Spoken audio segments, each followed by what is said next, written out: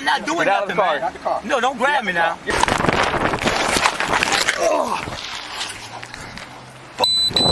Ladies and gentlemen, there are two types of intelligence in this world. There's academic intelligence, where you understand complex subjects and problems, like math, for example. And then there is common sense, which is also sometimes referred to as street smarts. Most people who are considered academically intelligent tend to be perceived as well-equipped and capable individuals who are a net positive to society. And while I will admit that that's a pretty strong generalization, we do tend to see a lot of credentialed idiots getting their airtime in mainstream media. And the same can't be said for those who possess street smarts. But in America, you need a little bit of both to blend in with society, and in some cases, having some amount of street knowledge can literally save your life. The thing about common sense is that it doesn't come with a degree or credentials or a graduation ceremony, and you can't tell just by looking at someone or their resume how much street knowledge they might possess. And in day-to-day life, common sense and life experience are often far more useful to the average person than having an understanding of quantum mechanics or the nuances of political structures. Today's story is a testament to the notion that academic intelligence and legacy knowledge can only take you so far, and sometimes a little bit of common sense will take you a long way. This is 39-year-old Florida resident Carrie Jarvis. Now, normally I would caution you not to judge a book by its cover, but this is obviously a mugshot, and the fact that Carrie spent nearly 2 decades in prison is no secret. But according to Carrie, he had been making a legitimate effort to get his life together after his latest release, and at this point he had been out of prison for about 9 months with no real issues. That was until October 23rd of 2020, when the Daytona Beach Police Department received an anonymous tip of a suspicious vehicle in a local apartment complex parking lot. The caller indicated that a black or navy blue Mitsubishi appeared suspicious because there were about 6 to 10 people standing around the outside of it, and a man with tattoos, a red tank top, black shorts, white shoes, and a backpack appeared to be the vehicle's owner. Shortly after the report was made, Officer James McKenzie and Officer Marvel Tucker were dispatched and located Carrie's vehicle, which appeared to match the description of the caller, at a nearby gas station. The officers waited for Carrie to leave the gas station and allegedly observed him run through a designated stop bar. The officers initiated a stop on Carrie, and what began as a routine pretextual stop quickly got out of control.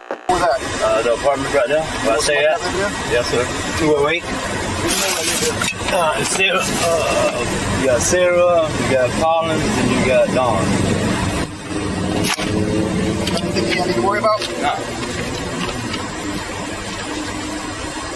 My insurance, I just got. You're right, man. Your arm's bleeding. Yeah, I know. I got into a little wreck. You got into a wreck? Little wreck, infection asshole. This is administration. Grab my wallet. I got no weapons or anything in your man other than that knife there. Yeah, that's it. Okay, just don't make any movements. Yeah, I appreciate it, man.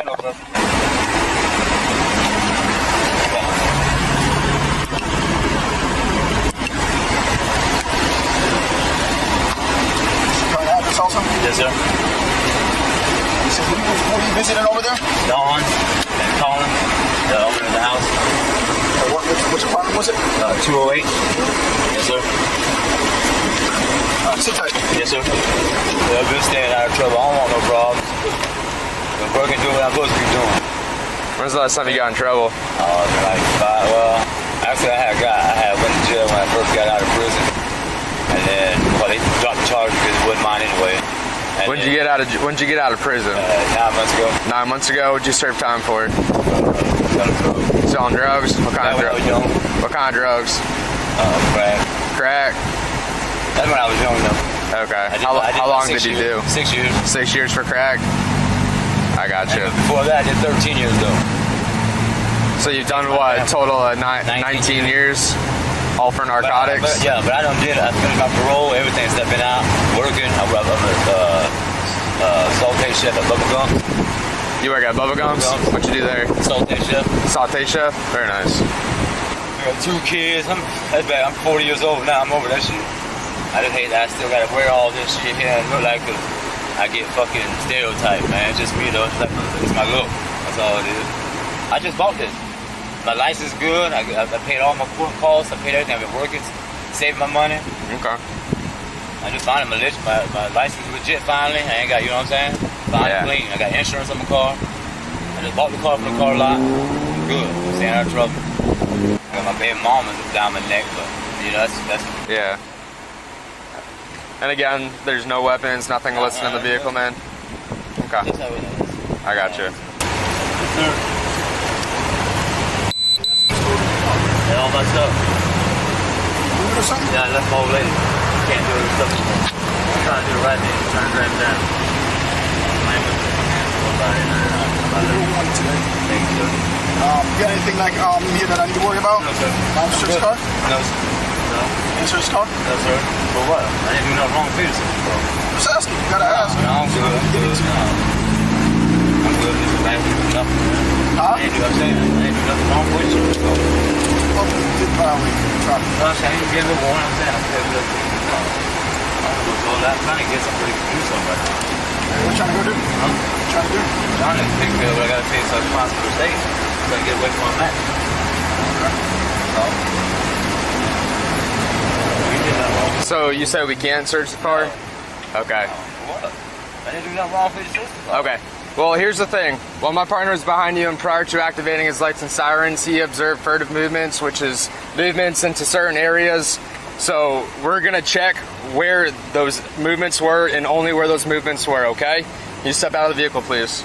All right, so in case you didn't catch that, Officer Tucker came back to Carey's car, issued him a warning for the alleged traffic violation, handed him back his license and registration, and then asked to search the car. And at first, when Carey refused, the officer was like, well, I just gotta ask, you know? Then Officer McKenzie, through all his training and experience wisdom, comes up with the ingenious furtive movements theory to justify their bullshit. First of all, the traffic stop should have ended the moment that Officer Tucker handed Carey his warning and his documents back. And from that point, there's a very strong argument to be made that the officers had no authority to do anything to Carey, and that the traffic stop was over. Even if furtive movements somehow justified a search, which they don't, the traffic stop still cannot be prolonged after the mission of that stop is completed unless they have reasonable suspicion of some other crime. Not only that, but as you can see here, Carey's vehicle had dark tinted windows, which Officer McKenzie later testified that he couldn't see through even with a flashlight. So how could he have seen some kind of furtive movement prior to even stopping the vehicle when he can't even see through the window's tint while he's standing right next to it? Also, you'll hear in a minute Officer McKenzie make the claim that case law backs up this whole furtive movements theory, but that statement entirely mischaracterizes how furtive movements has been handled in the courts. Now, there is case law that would allow an officer to conduct a limited search like this, but only if they possess a reasonable belief that the person is dangerous and may be able to access weapons in their immediate vicinity. Here, the officers were working with an anonymous tip that didn't even specify any criminal activity and a potential traffic violation. And even when coupled with Carey's admission to his criminal history, nothing about this stop would reasonably suggest the presence of a weapon beyond the pocket knife that they had already acknowledged. Even when courts credit furtive movements as a consideration, it's almost always tied to a narrow weapon safety concern, not a generalized rummaging through the car because the driver refused to give consent. One more thing that's worth mentioning before we get to the part of this encounter that goes completely off the rails is that Carey didn't even match the description of the person that the 911 caller originally reported. There's no doubt that Carey's car matched the description that was reported, but the description of the actual person she was attempting to report doesn't really add up. The caller reported the individual as wearing a red tank top and black basketball shorts, but Carey was wearing a green t-shirt and brown khaki shorts. He was also wearing a pretty distinguishable bucket hat and sunglasses, which seems like something that would have been included in a description of Carey. The caller did say that the individual had tattoos and was wearing white shoes, but those are the only two descriptors that match Carey. So it's pretty safe to assume at this point that if the officers had already issued a warning for the alleged observed traffic violation, then they likely no longer possess the authority to continue detaining Carey. And the information that was provided by the caller almost certainly would not justify reasonable suspicion of any other crime. But of course, that didn't stop the officers from continuing to escalate this encounter, and it wasn't long before things descended into complete chaos. Step out of the vehicle, please. Undo your seatbelt. Because we don't know if you're hiding weapons, guns, grenades, anything, man. We're doing our job, so we're just doing our job, sir. Please step out of the vehicle. I didn't do nothing wrong, though, man. Please step out of the vehicle. We observe furtive movements, so we are just doing our job. I'll let you see right where I'm at.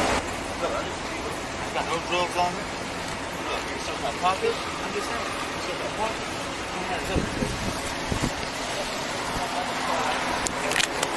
I'm gonna watch him because I didn't do nothing wrong. Have him step back there. No, I don't want him standing right next to Right me. there. He can't stand next to him.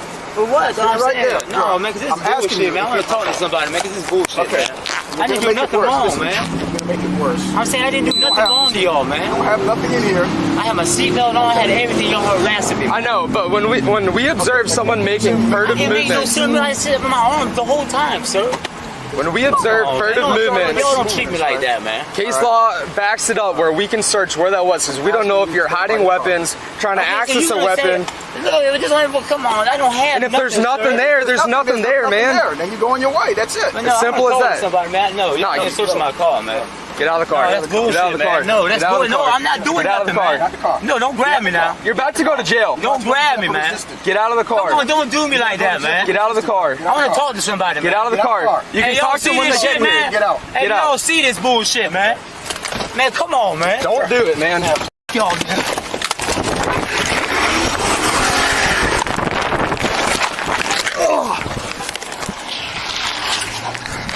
Fuck.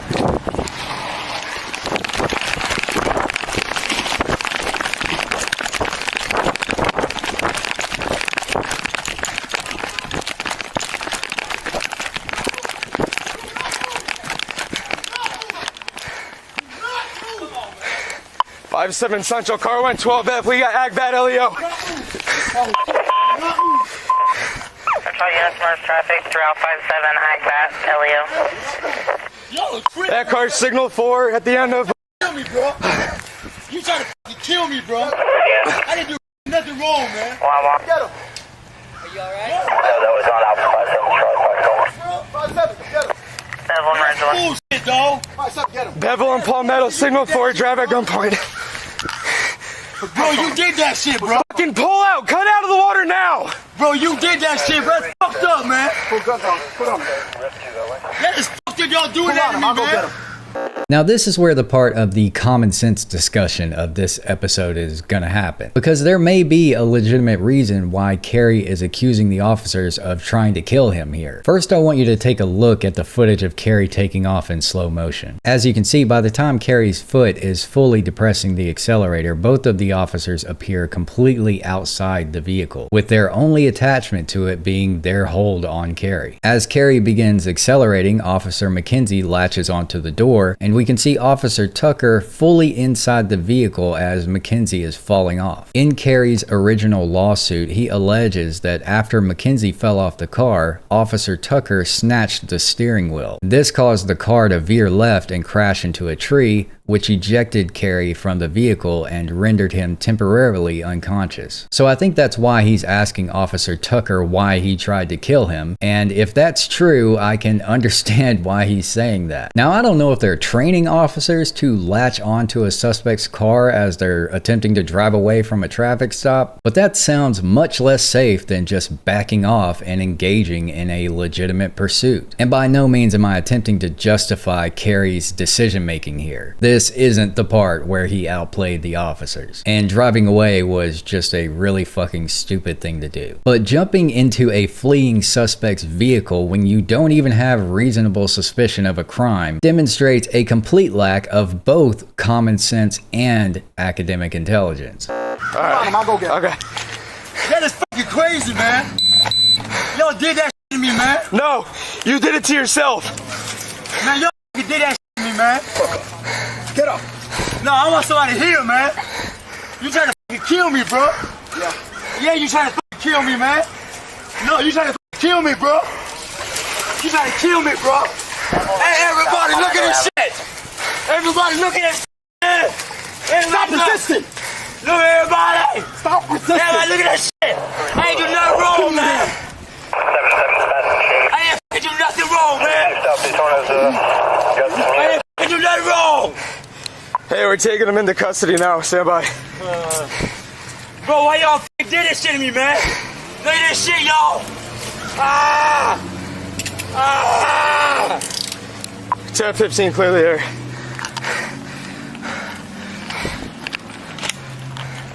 Copy, Central Units, emergency traffic clear, 1721. Did you want me to cancel the South Daytona request? Yeah, 10-4, and you got rescue coming, right? 10-4, scene is secure. Yeah, scene secure. Get up! Ow! Ow! Fuck! Like, why you doing that to me, man? You the one who did this, man. You the one who did this, man. Hey, this is fucking crazy, bro. He did this shit, man. Just stay right there. Hey, bro, this is crazy, y'all. Man, this man did this shit, bro. You guys good? Hey, bro, you still telling me, bro, you gotta kill me, bro. This is fucking crazy, y'all. Ah! Oh, why you did that, bro? You need to kill both of us, bro. Ah! Come on, man. Stop talking. I'm saying, bro, you need to kill both of us, bro. Nah, you almost killed both of us. No, he ain't trying to kill me, man. No, He don't you do tried this to kill fucking us. did that, man. That's crazy, man. They y'all doing that shit, man. This ain't treat these human beings, bro. You guys good? Just minding road route? Yeah. Get my damn uniform. Yeah, I'm just got some Yeah, fucking me, man. Yeah, me too. You witnessed everything, right? Yeah. You need to sit tight, please. Hanging out here. Sit tight. I appreciate that. Hanging out here so I can help. All right. I love you guys. I appreciate what y'all do. Hey, do me a favor, get his info. Get him on arm statement. He saw everything. Okay, so you guys had, was it a traffic stop up here? I heard you guys Yeah, out. the guy was making out there. movements left and right. So we asked for consent. He said no, so we said get out of the vehicle. Further movement. Furtive movements. That's fine, but let's get to how did we have battery? So we were up there where our cars were. And he jumped back in the vehicle and said pretty much like, F you guys, and yanked it into drive while we were trying to yank him out, and took off, and like we couldn't let go, and I was able to let go of the car up there, and I like rolled down the roadway, and he was here. This is where I take over now. I held on to the car. I held on. He was still driving. He lost control around here. I fell off. Once he hit something, I bounced up. Rolled backwards. My back hit that. He went straight into the ditch. I went straight after him. Basically, once he gassed, you guys couldn't let go. Yeah, we weren't able to let go. We weren't able to Yeah. go too fast, yeah. Okay, but you weren't in the car. No, I was holding on to We were like hold on to trying to him yank him out of and the car wheel. when he threw it in drive. So, I can say that neither one of you were in the vehicle when the door was open. no, the door was open. When he put it in drive, I tried to stop, pull him out at the same time, so I held on to the wheel, and that's when he pulled us off. Yeah, he just yanked it in the drive and just stomped on it and took off while we were both like in the vehicle. I had one of his arms. He was trying to grab him, and he took his right hand because he was able to sit down and put it in drive. At that point, I couldn't let go, so I had to hold on to the wheel because I was afraid of getting run over. So I held on to the wheel. I tried to reach over and pull it in, put it in park, just try to stop it. Couldn't reach. I tried to put it in. I tried to use the other hand to try to get it to turn it off. Where'd you have a hold of it? I had a hold of like the door when I was trying to get hold of him because he took off and I wasn't trying to get ran over either. So in the process of him putting it in drive, I tried to yank him again. When he started going, hit the gas, I held on to the wheel. And then I held on to his arm so this way I didn't get pulled out. So as he gets here, Do we have a name on this guy? Yeah, he should be linked in the call. Carly something or another. He's in the car. But he hit here, I think he hit something from here and he lost control. And I think I fell off. I wasn't going to do it in the road. Kerry was arrested and taken to jail and charged with aggravated battery on a law enforcement officer, aggravated fleeing, resisting, trafficking heroin, possession, carrying a concealed weapon, and tampering with physical evidence. Carey went on to spend more than a year behind bars with those felony charges hanging over his head, just waiting for the court process to grind forward to a point to where the underlying stop and search could be meaningfully analyzed. But on October 21st, 2021, a state court judge granted Carey's motion to suppress the evidence that was found during the search. And a few months later, in January of 2022, the state's attorney terminated the prosecution against Carey after he had spent 369 days in jail. And this is the part where Carey outplayed the officers. Because unlike many people who experience police misconduct, especially those with a criminal history and an extremely complicated case, Carey managed to find representation and take legal action. A little over a year after the charges were dropped on February 15th of 2023, Carey filed a civil rights lawsuit against the city of Daytona Beach and both of the officers individually, seeking damages of $3.5 million. The lawsuit alleged a wide range of claims under both Florida state law and federal law, including false arrest, unlawful search and seizure, excessive force, malicious prosecution, and negligence, to name a few. The case was quickly removed to federal court, and the city filed a motion for summary judgment that was ultimately granted, which removed them from any liability and basically ended the case against the city. The case against the officers was allowed to move forward and eventually ended up before the 11th Circuit Court under a interlocutory appeal, which is basically just an appeal that happens in the middle of a case instead of afterwards. Unfortunately, both of the officers were also granted summary judgment on several of the claims that Carey's lawsuit made, but they didn't win summary judgment on all the claims, and just a couple of weeks ago, on February 6th, the court ruled that the claims regarding prolonging the stop and malicious prosecution could move forward, and that the officers were not entitled to sovereign or qualified immunity. As of right now, the case should be heading back to the district court if it isn't settled in the meantime, and I'd say that Carey's in a good position to win on the remaining claims. So one of the things about people who go to prison that the average person might not be aware of is how acquainted and attuned to the judicial system that many prisoners and ex-prisoners are. Now sometimes that's a good thing and sometimes that's a bad thing, and it can often lead to contention in the courtroom when prisoners misunderstand the law or the procedure of the court. But there's no denying that people who go to prison spend a lot more time in a courtroom than the average person, and that gives them some insight on how the system works in a really practical way. I think that Carey's experience with the system likely played a role in his decision to file a lawsuit and his ability to find representation to do so. And the fact that this case has gone all the way up to the 11th Circuit is a testament to his desire to seek justice. That common sense experience also informed his sense that what the officers were doing wasn't right, because it was obviously wrong. And he didn't feel that way because he intimately understood some complex legal doctrine. With that said, nearly everything that Carey did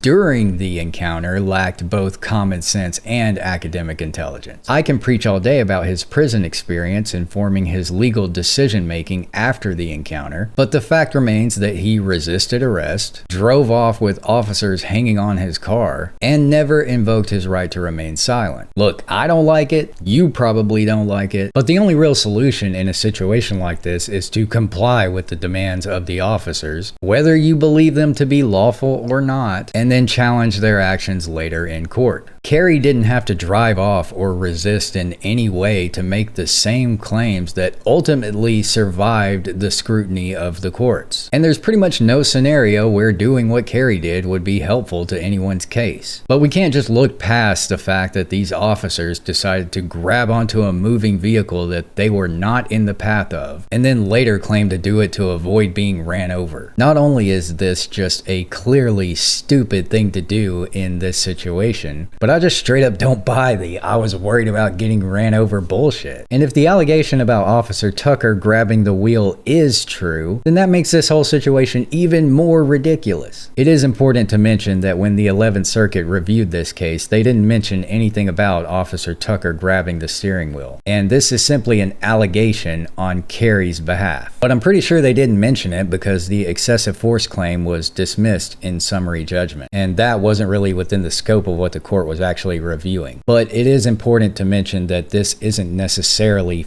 factually established. From my perspective, the officers here lacked both common sense and academic intelligence, but there's a little more to it than that. Because you see, academic intelligence is often accompanied by academic arrogance, where someone is confident, credentialed, and wrong all at the same time. We see this all the time within mainstream media and American politics. But Officer McKenzie is an example of it in a real-world situation with real-world consequences. Carey, on the other hand, is a stereotype of the street awareness that often accompanies some degree of life experience. He knew something was wrong even if he didn't handle it in the most academically intelligent way. This creates a situation where everyone seems wrong in some ways, but it was the responsibility of the officers to ensure the safest possible outcome, and violating someone's constitutional rights almost never leads to de-escalation. The truth is that common sense is rare, and usually the people who need it the most have badges or degrees that convince them otherwise. That's all I got for you today, folks. I want to extend my sincerest thanks if you stuck around to the end of this video. It really helps the channel grow and helps these stories reach new people. If you're interested in seeing more videos like this one, then it would mean a lot if you could take a moment to like and subscribe. We're well on our way to 200K at this point, and it would be awesome to meet that milestone. Again, thank you for spending your time with me today. I'll see you in the next one. Cheers.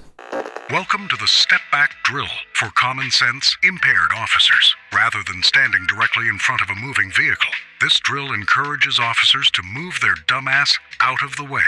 Through this one simple technique, officers can avoid looking like a complete idiot to the public and refrain from being ran over all at once. We hope this painfully obvious technique can be adopted by departments across the nation to avoid further civil liability and foster more common sense within law enforcement culture. This has been a message from the Common Sense Bureau, a representative of some minority of the public.